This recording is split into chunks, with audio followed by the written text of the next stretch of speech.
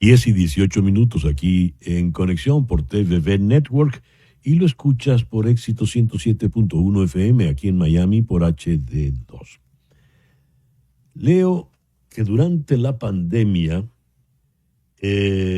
hubo cambios radicales. El confinamiento que se nos impuso 5 años atrás marcó un antes y un después en la vida de millones de personas, redefiniendo nuestra forma de trabajar, relacionarnos e incluso nuestra forma de entender la incertidumbre. La ansiedad y la depresión aumentaron 25%. La soledad golpeó con más fuerza a las personas mayores. Y también hubo cambios en la vida sentimental. Por ejemplo, al año siguiente, los divorcios aumentaron 13%. Esa especie de terremoto inmóvil que supuso quedarnos encerrados en las casas hace 5 años, ¿qué huellas ha dejado en nosotros? Eso lo vamos a conversar con la doctora Edith Shiro, psicóloga clínica, la autora de ese bestseller, El inesperado regalo del trauma. Edith, muy buenos días, gracias por acompañarnos. Hola, hola César, ¿cómo estás? Qué bueno oír de ti y qué buena esa introducción, excelente. Muchas gracias. A ver, ¿de qué manera nos marcaron esos tiempos de confinamiento? ¿De qué manera nos marcó el COVID cuando pasó por nuestras vidas? Increíble que ya hayan pasado 5 años, no me lo puedo ¿Sí? ni creer. Ujú. Justo estaba reflexionando sobre eso ayer con una compañera. Y fíjate que desde el punto de vista psicológico, porque bueno, desde el punto de vista fisiológico y de salud hay todo un tema ahí también, pero desde el punto de vista psicológico, el hecho de tener ese mandato hace 5 años de la separación física, mantener distancia Mm. física entre nosotros, hizo como una mella en lo que nosotros entendemos de cómo son las relaciones, de cómo son, cómo existimos, cómo coexistimos. Y como cualquier otro trauma colectivo, César, y eso lo hemos hablado aquí contigo, es como cuando cae una bomba, se fragmenta la sociedad.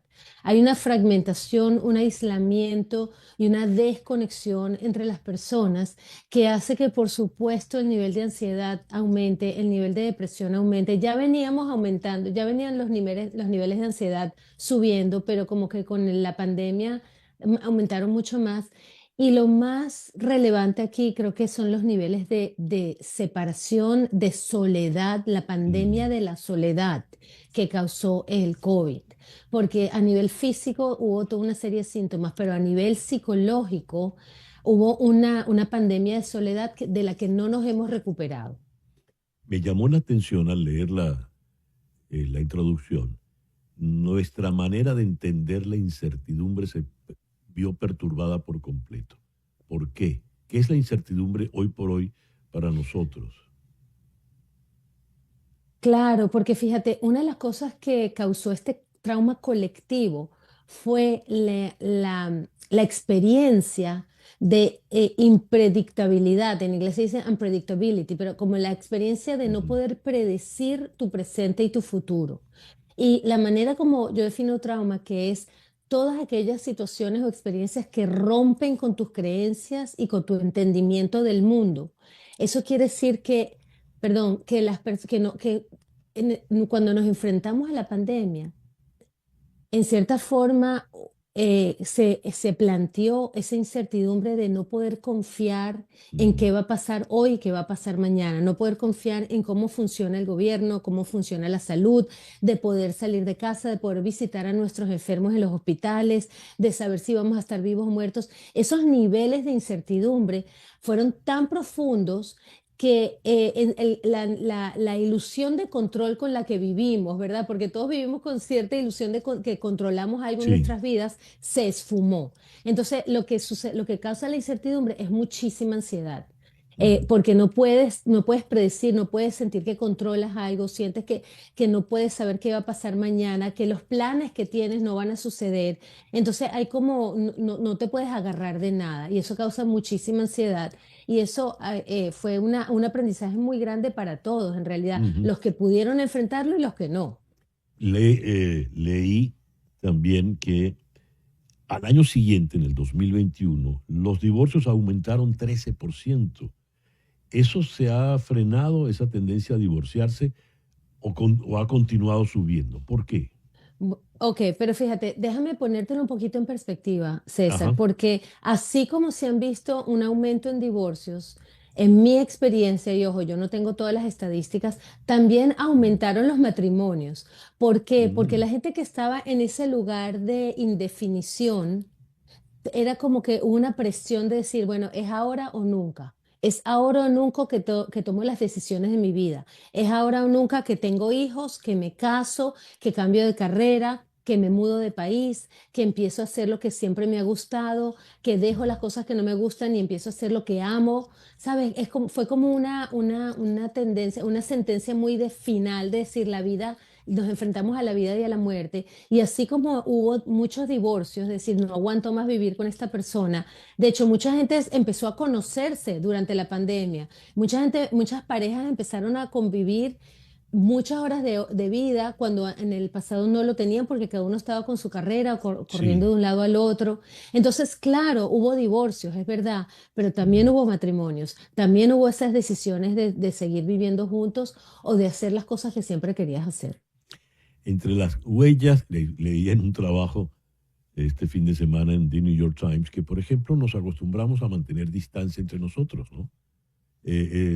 Los 6 pies famosos, muchos ya los respetan de manera natural.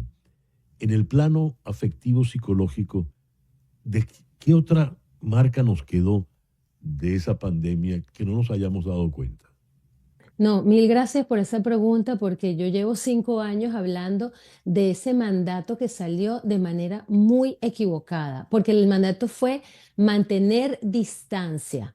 Y Mm, mantener distancia, en vez de decir, en vez de explicarlo como que fuera una distancia física, se entendió como una distancia emocional y una distancia psicológica también. En ujú. la manera como creo que la traducción en inglés era como que social distance, lo pusieron Ujú. como Exacto, sí. mantener una distancia social. Sí, Y sí, esa sí, sí. palabra creo que fue mal usada y fue equivocada. Había que decir mantener physical distance, una distancia física que es entendible. Pero cuando Mm, dices social distance, estás rompiendo las conexiones comunitarias, las conexiones ujú. emocionales, las conexiones sociales que nos mantienen como seres humanos. Y yo creo que ahí hubo una consecuencia muy, muy grande, porque lo que vemos 5 años después son los altos niveles de polarización en la población, donde cuando ves al que no piensa como tú, lo ves como un enemigo. Todo el Exacto. rechazo. Acuérdate que empezó todo este tema de racismo, Ujú.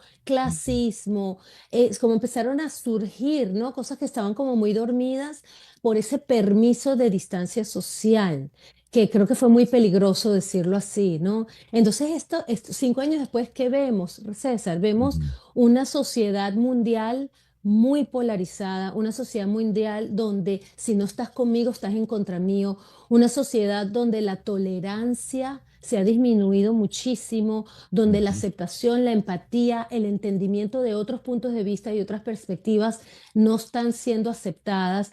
Y desafortunadamente hemos tenido que vivir guerras, o sea, que han venido en estos 5 años que Ujú. tal vez antes no estaban tan palpables, ¿no?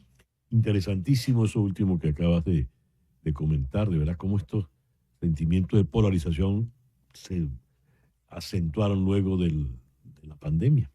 Edith, siempre es un gusto inmenso poder conversar contigo. Gracias por darnos estos minutos.